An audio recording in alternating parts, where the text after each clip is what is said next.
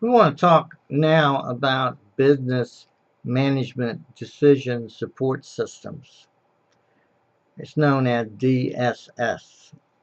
And decision support systems are a new breed, but they've been around now for years, but they're kind of a new breed of way to look at information and make decisions about that information for managers.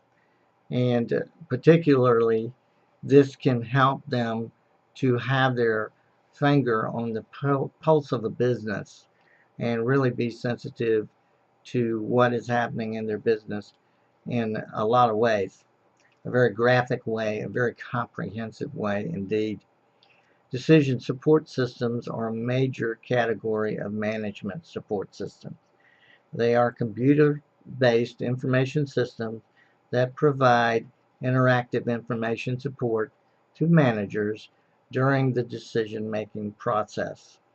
And they use what is known as analytical models and specialized databases, as well as a decision maker's own insights and judgments. And they also provide an interactive computer-based modeling process to support the making of semi-structured and unstructured decisions by an individual manager. Now, what all that means is creates what you might think of as a dashboard. Like in an airplane, when you're flying a plane, you have instruments, and pilots are taught to rely on the instruments and what the instruments are telling them. And this is kind of the same kind of philosophy and model for a information system that's developed and designed as a business decision-making system. Okay, so the first type or the first way in which this was developed was called an executive information system, EIS. And those were information systems that combined many of the features of management information systems and decision support systems.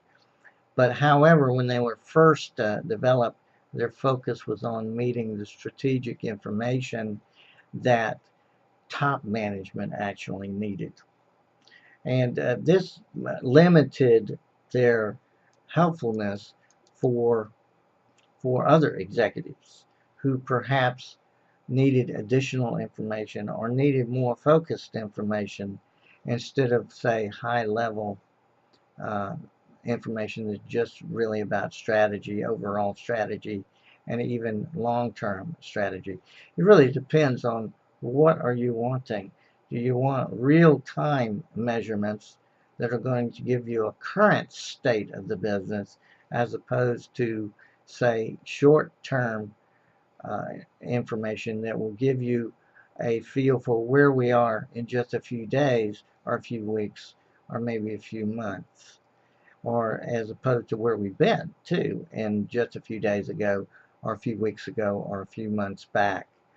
This is kind of contrasting and comparing what decision support systems do for executives and the ways in which you can get information to answer certain questions that you have.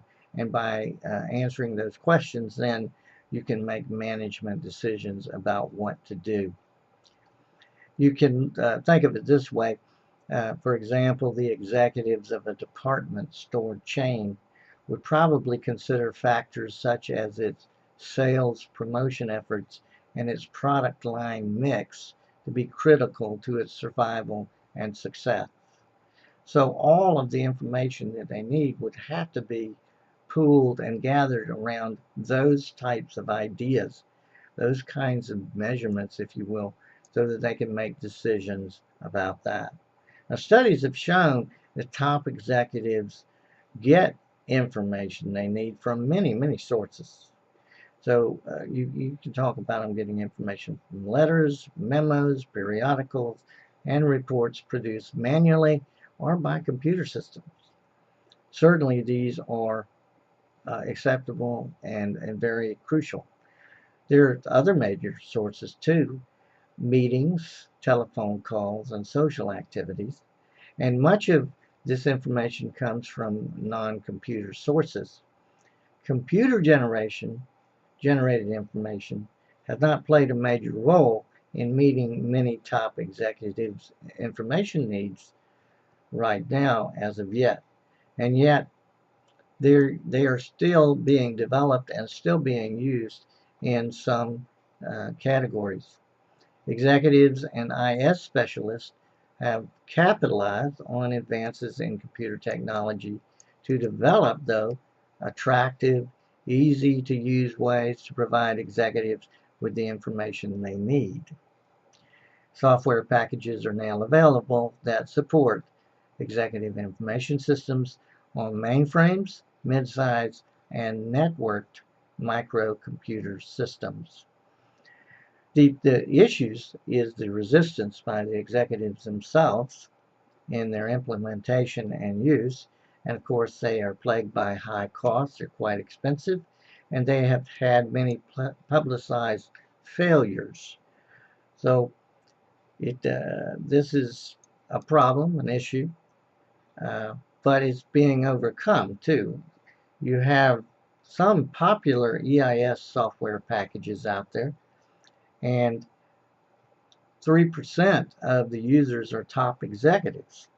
So it hasn't penetrated the top executive ranks. It's been more practical at lower ranks, intermediate manager levels, and supervisory levels, and frontline management, that really where decisions have to be made in real time based on current states of things. So these decision support systems, they have a place, but they haven't quite developed fully into what they could be and can be eventually. Take Conoco, one of the world's largest oil companies. Conoco's executive information system is used by most of its senior managers and by over 4,000 employees located at corporate headquarters in Houston and throughout the world. Oh, here we have enterprise level large organizations that are actually employing information systems that do support executive decision making.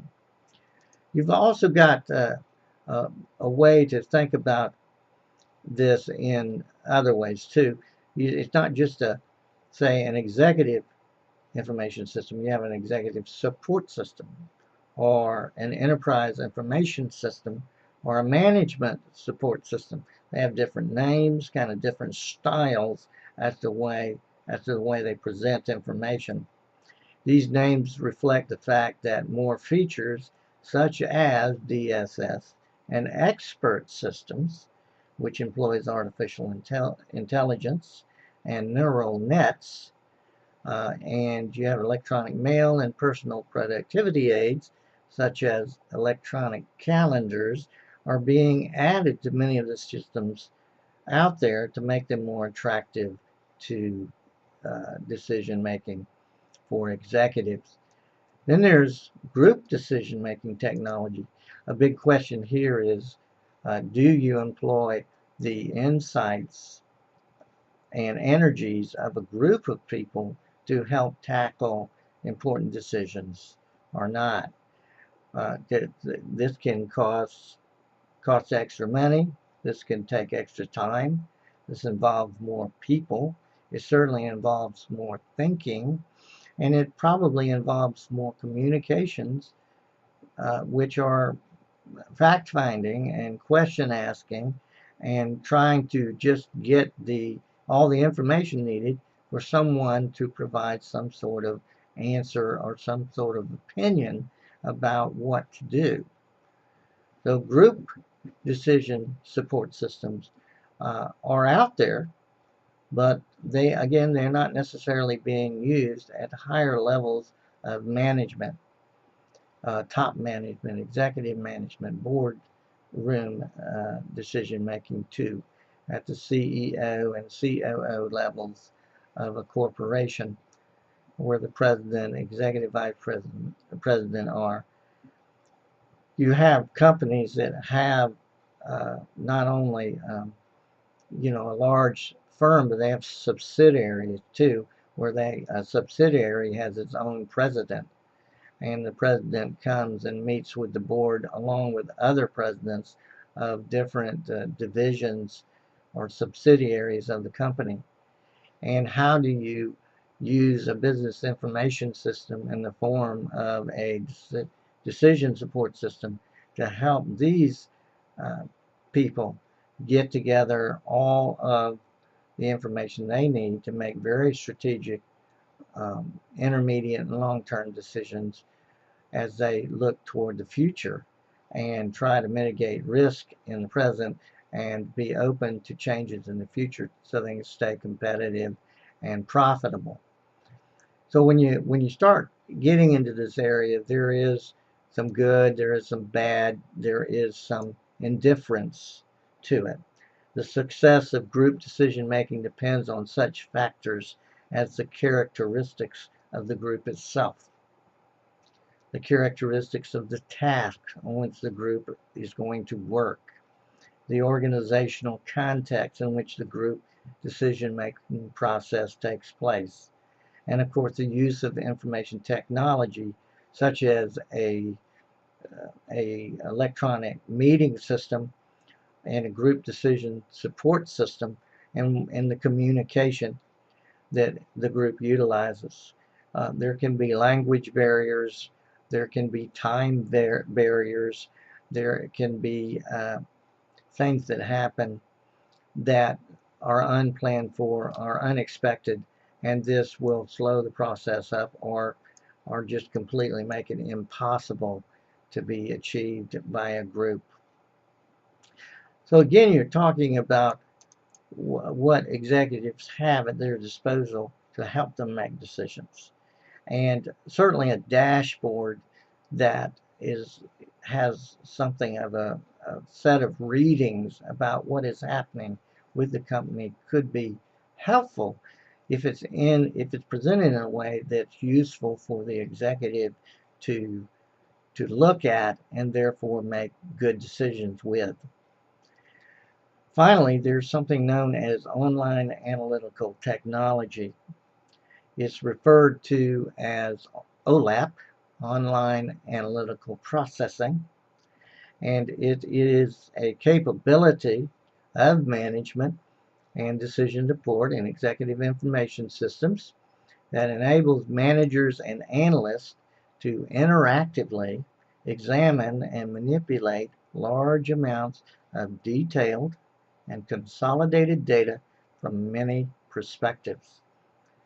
OLAP involves analyzing complex relationships in some detail among thousands or even millions of data items stored in multidimensional databases to discover patterns and trends and exceptional conditions that are standing out and need to be looked at. An OLAP session takes place online in real time with rapid responses to a manager or analyst queries where you're questioning the database. You're asking questions about what you're looking at so that you have analytical or decision-making processes going on undisturbed as the online analytical processing software is producing all this information. There's a lot involved here. There are several basic analytical operations, and they are listed for you in the reading material. Consolidation involves the aggregation of data, where it can be simple roll-ups or complex groupings involving interrelated data. Your sales offices can be rolled up to districts, and districts can be rolled up to regions. That's a simple example. Drill down is another component. OLAP can go in the reverse direction and automatically display detailed data that comprises consolidated data. and this is called drill down. An example of this is, say, sales by individual products or sales reps that make up a region's sales totals, and they can be quickly accessed and analyzed and compared. Then there's something called slicing and dicing. Slicing and dicing refers to the ability to look at the databases from different vantage points or viewpoints. One slice of the sale database might show all sales of a product type within a certain region, or say even a certain county or set of counties within a state. Another slice might show all sales by sales channels within each product type. And looking at it in the form of a channel, when I was in the paint business, for example, we used to always talk about the sales in the paint channel, and it was kind of a geography as well as a kind of regional distribution of paint products. Slicing and dicing is often performed along a time axis in order to analyze trends and to find real consistent patterns that you can make quality judgments about and decisions over. So in summary, OLAP, or online analytical processing, can provide rapid responses to very complex queries for managers and analysts that are using management and decision support or executive information systems. And the applications are also listed in your reading to give you a picture of where it is applied and where it is used to its best and most effective use. Finally, we have to just simply mention that the executive information system, which is a decision support system, is something that a executive can't quite 100% rely on. Sometimes he also has to rely on his gut instincts too. In addition to all this quantified data, there is a qualitative dimension to all of it, and it comes with experience and a lot of knowledge and a lot of trial and error. So the executive certainly wants to, because he's investing in information systems, and it can provide to him some competitive edge because of its ability to process information and present it in constructive ways that he can use. He certainly also has to use his human intuition and his experience to look at the qualitative differences or uniquenesses that are there too in making his decision.